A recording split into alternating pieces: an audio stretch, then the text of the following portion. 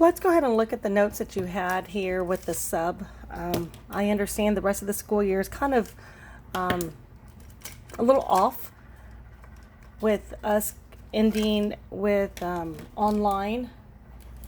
But let's go ahead and finish up this unit. We have a few more things to do, and then that's it. Nothing else for the rest of the semester. This is all we're going to get done here, and we're not going to worry about semester exam. So here are the notes. They are going to be a spot for you to turn in on Blackboard. It says, first thing is we have, and you probably have most of this filled out already, so if you need to fast forward it or whatever you need to do, but I thought I would start from the beginning. So just make sure you have your name at the top. Essential question. So it starts off with this question over here. How does the law of conservation of mass apply to chemical reactions? So that's what the notes are about. That's what this unit is about. So it starts over here with topic question number 1. What is a chemical equation? So it says here that a chemical equation is like a story telling what happens during a chemical reaction. It also tells me over here that the substance on the left are called the reactants.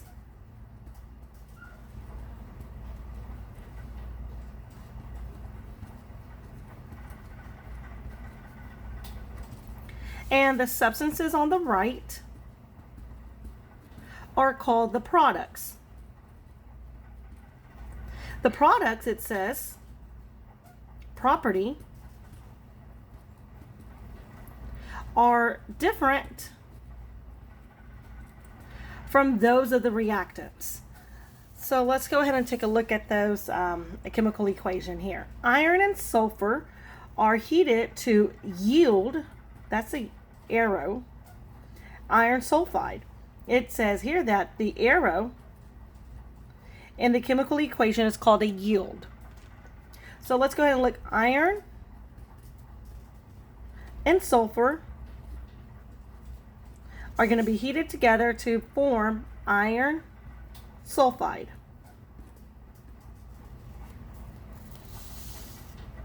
Let's go to the second part over here. It says here, how are chemical formulas used in a chemical equation? So it says here that a chemical formula tells us which elements are in the chemical compound and how many atoms of each element there are. Okay.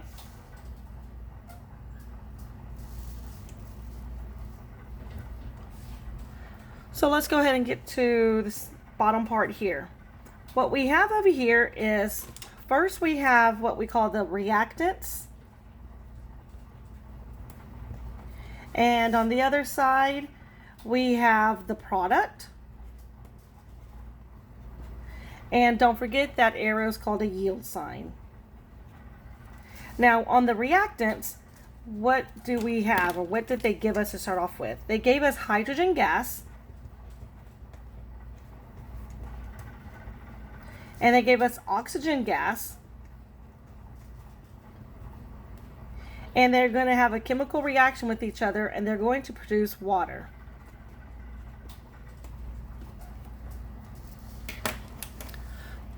So it says here that the coefficients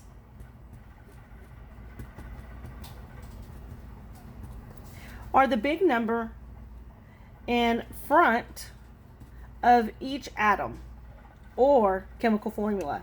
The number applies to every type of atom in that formula. It says here though, if there is not a coefficient, then it's invisible, right? It's an invisible number 1. We know that. It says that the subscripts, which are those little bitty numbers,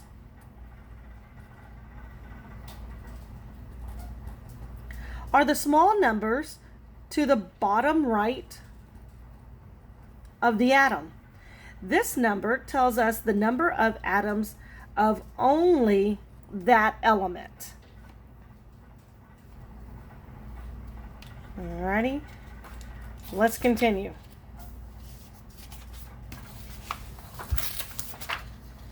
So, topic question number 3 is what we're on now. I'm not sure how far y'all got through with the sub, but let's go ahead and we're on number 3. Number 3 says, what are the ways that a chemical equation can be written? So, number 1, you can write them in word equation or a word form. So, to use only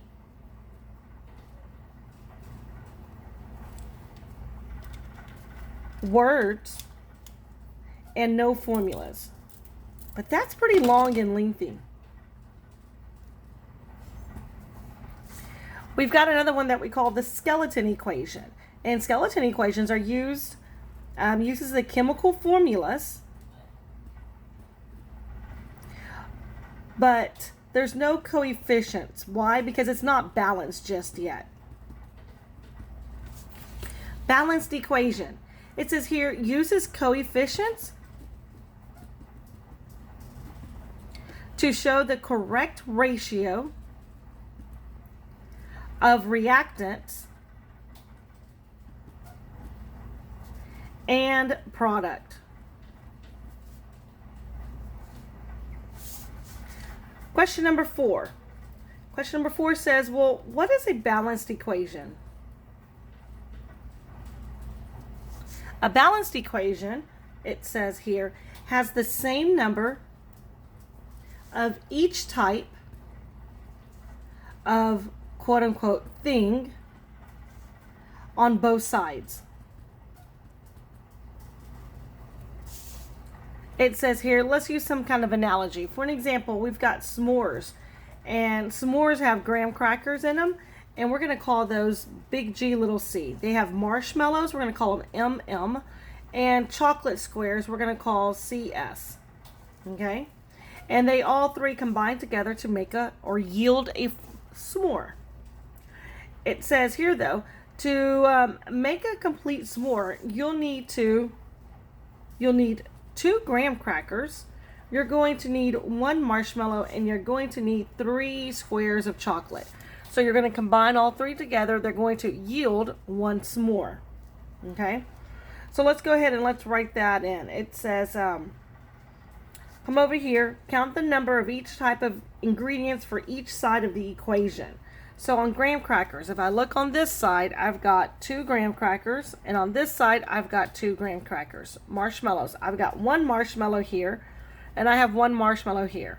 1, 2, 3 graham crackers on this side. I think it's kind of hard to see, but I think they were trying to say this is 1, 2, 3 chocolates on that side. So when we look at it that way, is the equation balanced? Yes, it is balanced. Now they would like us to go over here and says underline each of the coefficients and circle each subscript. So my coefficient is the big number in the front. My subscripts are the little numbers in the back. So go ahead and underline and circle those. Down here at the bottom it says here, how would your equation change if you needed to make 4 s'mores? You can only change the coefficients. You cannot change the little subscripts at the bottom. Well, if I needed 4 s'mores for 4 different people, that's going to be 8 graham crackers. Each person gets 1 marshmallow, so that's going to be 4 marshmallows. And there's 3 chocolates, but we're going to make 4 individual ones, so 3 times 4 equals 12. Now on this side, we need to go ahead and balance it out. So I have a 2 here. 2 times something equals 8. 2 times 4 equals 8. I have an invisible 1 here. 1 times 4 equals 4. Good. 3 here. 3 times 4 equals 12. So am I balanced? Yes, I am balanced. Let's go to question number, we're still on the 4 at the bottom. So it says here, now you're going to go ahead and try. It says to make a skateboard,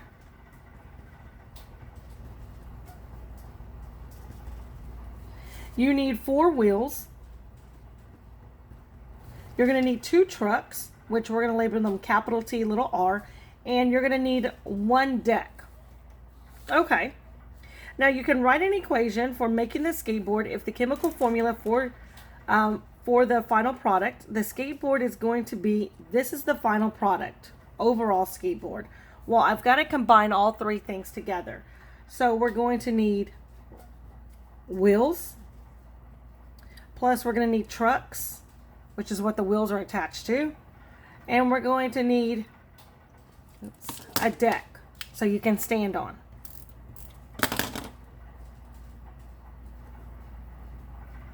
Now, all of them combined is going to yield WH4TR2DK. Now, I need to balance this. So, regarding all of the parts, which is wheels, trucks, and the deck, on the product side, I have an invisible number 1 here. So 1 times 4 is 4. 1 times 2 is 2. 1 times 1 is 1. I need to make this balance. So I need 4 wheels over here on this side, on the reactant side. The only thing I can do is change the number in the front. So now I have 4. Trucks, I need 2 on this side, so I can put a 2 there. And the deck, I do not have to put a number in front of it. You can leave it blank or you can write the number 1, your choice. But now we can look at it and say, is my equation balanced? How do I know? Well, first thing is, yes, it is balanced. I definitely know that it's balanced. But how do I know? I know that because there are the same number of each parts on both sides. Right? Both sides have the same number of the parts. Now it says here, how would your equation change if you need to make 3 skateboards? And don't forget, you can only change the coefficient. So in that case, let's go back to our, what do we call it? A skeleton equation, which doesn't have any coefficients in the front. So my skeleton equation without coefficients would be WH plus TR plus DK yields WHTRDK. All right. Well, how many do I need? I need a total of 4 for the product side because it's going to go for 4 different people. Now, down here, we had subscripts, a 4, a 2, and an invisible number 1. So if I'm going to have 4 total, 4 times 4 equals 12 wheels. 4 times 2 is 8 trucks. And 4 times 1 is 4 decks. And so that is going to have a balanced equation. So it says here, continue on question number 5. Let's go over here first. What steps do you need to follow when balancing a chemical equation? Well, it says here, chemical reactions abide by the law of conservation of mass. It says that the law states that matter is neither created nor destroyed in a chemical reaction. In other words, all atoms that were present in the beginning are also present afterwards. After their arrangement is different. So when it breaks apart, and comes back together, the amount I have before equals the amount after. Looking at question or part 5 over here, it says to balance a chemical equation. Well, let's go ahead. First thing it says they suggest use a pencil, right? Because you know already that you're going to be doing a lot of erasing or scratching out. Start off with that skeleton equation. Or it says here a skeletal equation, right? Remember that skeleton equation does not have a coefficient. And then it says set up they're calling it a reactants atoms products. And what do I call it? I call it a wall, right? I call it a wall. And you write all of your atoms, your different elements here, and you're going to go ahead and count up the ones that you have on the products and the ones you have on the reactants. So it's pretty much the same thing. Third step, it says now go ahead and count the number of each atom on each side of the equation, right? We would do that on the products and the reactant sides, the same thing. Next one, step number 4, it says now go ahead and insert whole coefficients, remember those whole numbers, in front of the chemical formula in the equation until both sides of the reactants atom product tables are equal. It says here though, important, you can never ever change a subscript of a chemical formula. And then number 6, try starting with the leftmost element and work your way to the last one. It's all trial and error. You're going to, and different people start on different ones. Okay? So let's keep going. We are on part 5 now on the other back side. So let's look on this one.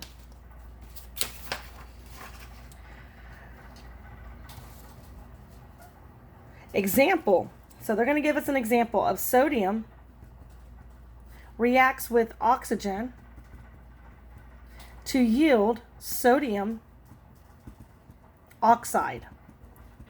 Okay, and that's words. It is a lot to write out those words. That's the reason why in chemistry we write the formulas. So in this case, I've got Na plus O. Don't forget, it's a diatomic, so I have to put a little 2. Yields Na2O. Now, where did this 2 come from? This 2 came from, if this is a -2 and this is a +1, don't forget, I've got an ionic bond. I need to crisscross. And when I crisscross, that's where this 2 comes from, okay? Now, this is our skeleton reaction that we know, skeleton formula that is not balanced. I can look at it and see I've got 1 Na, 2 O's, 2 NAs, and 1 O. So in this case, it says, we're going to go ahead and use trial and error. And we're going to, it says, if we multiplied the Na by 2, and then the sodium is going to become balanced. But the oxygens are still going to be, or they still won't be balanced. So now if we go ahead and go to the product side and multiply it by 2, which is putting a big 2 in front of it, then in that case, the oxygens will balance out. But now the sodium won't be balanced. And so again, it's a trial and error, give and take. But since we'll have it, so let's go ahead, and they went ahead and gave us 2 here. They gave us a 2 on this side, but we were still not balanced. But since we'll then have 4 Na atoms on the right side, we can go ahead now and multiply the Na on the left side, by 4, and balance both the oxygen and the sodium. When we do that, then we can go ahead and have a balanced equation. So let's do that. If I started off with putting a 2 over here, 2 times 2 is 4, but I need to have a 4 over here, so let's put a 4 on this side. This is 2, and this is 2 times 1, which is 2, so it's balanced. Notice that we did not change the subscripts. It says here that we only added coefficients. And then it says, draw a picture that represents this balance equation using shapes. So let me see.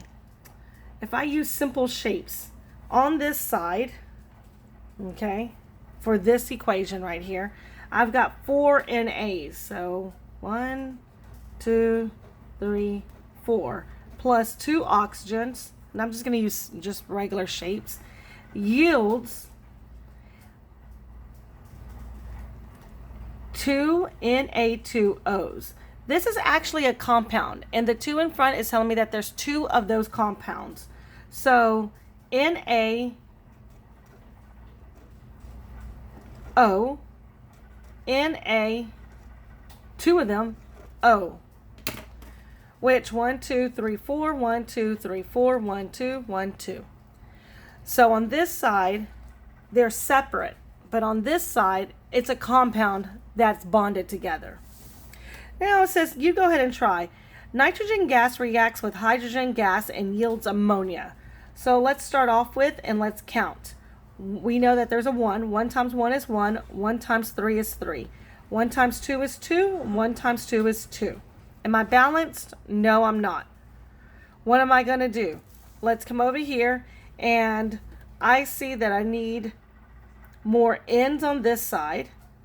So if I put a 2 over here, let's multiply. 2 times 1 is 2. 2 times 3 is 6. 1 times 2 is 2. 1 times 2 is 2. Well, my ends, my nitrogens are balanced, but my hydrogens are not. So I need 6 over here, and I have 2.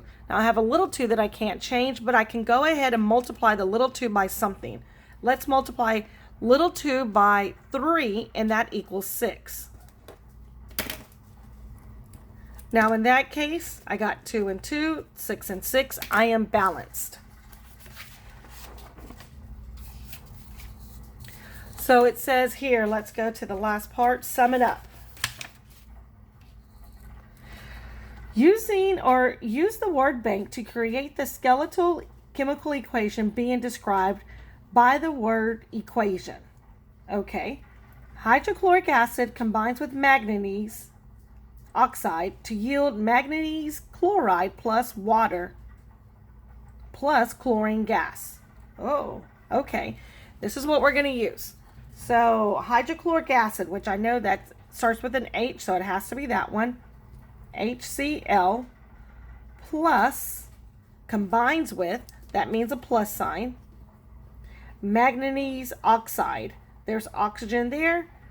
So MnO2 yields, which is the arrow, magnesium or manganese chloride. So I've used this one. I've used this one. Oops. Nope. Now I'm using that one. MnCl2 plus water plus H2O plus chlorine gas, Cl2. Chlorine is a diatomic. Got it. We call that a skeleton equation. Number 2, use the word bank to create a skeleton equation being described from the words. Now, a solution of sodium iodine is added to a solution of, so that means plus, potassium nitrate to make, yield sign, a potassium iodine precipitate. Oh, we talked about that in those notes. Remember? So make sure you watch that other video. And a sodium nitrate solution. Solution means that it's dissolved, it's liquid. It's going to be called an aqueous. So let's look at that. Sodium and iodine. Where is sodium and iodine? Here it is. So NaI plus potassium and nitrate. Nitrate is a polyatomic. Potassium is a K. So it's this one. KNO3 yields potassium, which starts with the K, and iodine, which is going to become a precipitant, they told us, plus sodium, which is Na, nitrate, which is a polyatomic, NaNO3. Done. But again, writing all those words is very long. We would rather write a chemical equation. Now let's look at number 3. because this is just kind of a summing it up kind of summary. What is the law of conservation of mass? Well, when I grade this paper, I'm going to make sure that you filled that in. I'm not going to answer it. I know you can do that. What can you never, ever, ever, ever do when balancing a chemical equation? That has been in our notes, and we've said that multiple times. You are to answer that question. Number 5, balance the following equation. So I'm going to leave this one here up to you for you to balance it. Okay? So those are the 3 parts that you must finish off on your own for your grade. Now the other part, or turn the page, it looks like this. So let's look on this side.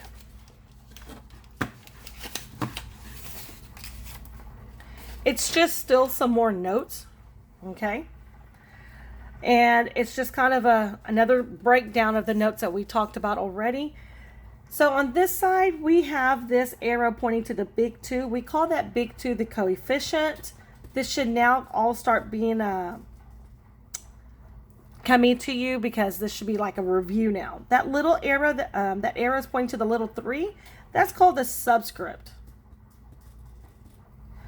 The number of iron atoms on this side is 2 times 2 is 4. And on this over here, we've got an oxygen.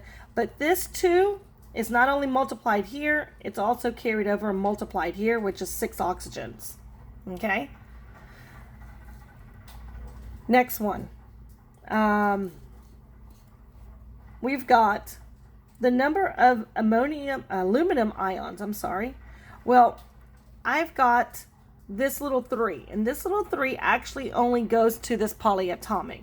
So aluminum is the 2 times the invisible 1 behind it, which is 2. The number of nitrogen atoms. Now, if they want to break it down, and that's what this thing is telling me, to break it down from the polyatomic to individual elements, well, in that case now, I need to stop for a moment and I need to say, well, how much do I have?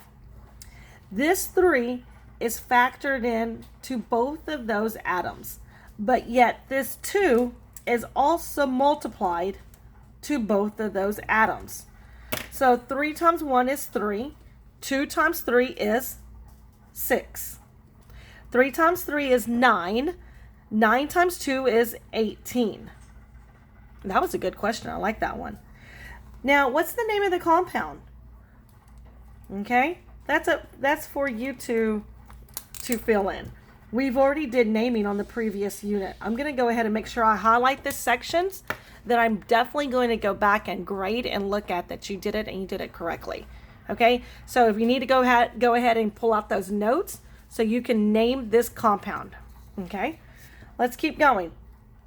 The same number of atoms on each on each side should be equal on this equation for all equations. So this is a skeleton equation that we've already said whenever we do not have a coefficient in the front. I see that I have 2 hydrogens, 2 oxygens, and then I have H2O. But I need to go ahead and balance this.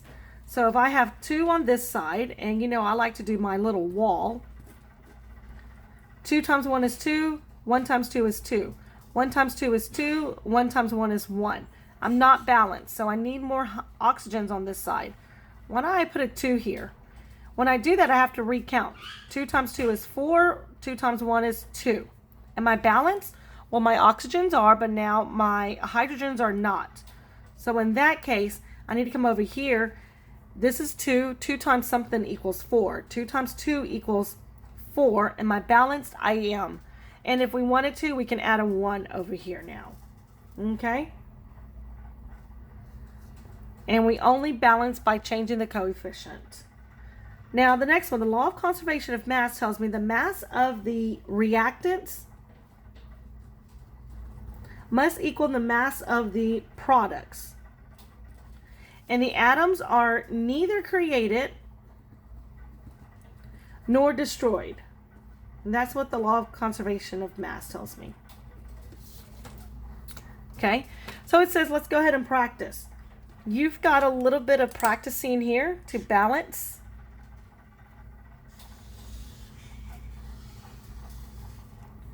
And then it says, let's continue to practice. So you've got some more practicing to do over here and over here. So that's 4 practice problems.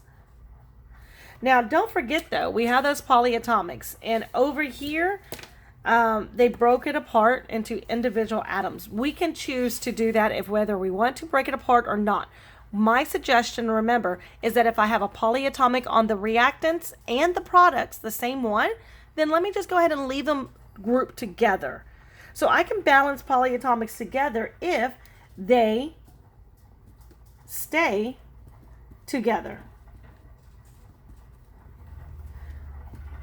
on the product side. Okay, so if they stay together or on both sides. Okay, I know it says product, but on both sides. Okay, and then you have the last 2 over here to make sure that you balance. So those are the ones that you must do regarding your grade. I'm writing in everything else. All you need to do is follow along and fill in those. Now you've got this part right here. You don't have to put it on here since we're not coming back to class. Rest of our stuff is going to be online. But this one was a dichotomous key just for you. And it just kind of told us and talked about our types of chemical reactions. You do not have to glue them or tape them to this paper. Okay? This is for you only. This one needs to be done, and you need to take a picture of this on the front and the inside part, so that way we can I can grade that. But this just kind of gives me a little dichotomous key to kind of help me.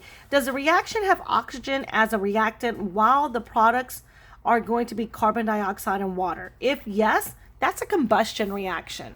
If no, then does the reactants have 2 or more chemicals bonding to form one thing? Do they come together?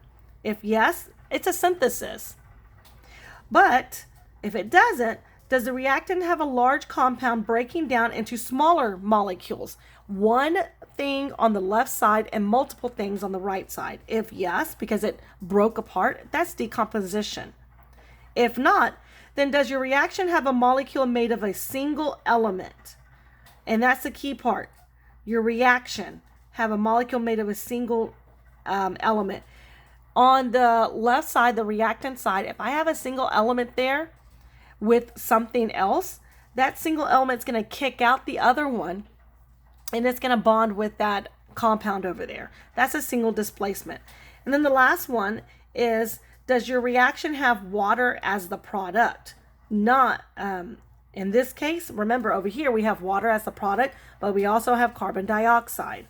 Over here, it's just water as the product is what they're asking. If yes, then it's pretty much going to be an acid base. Don't forget though, on the reactant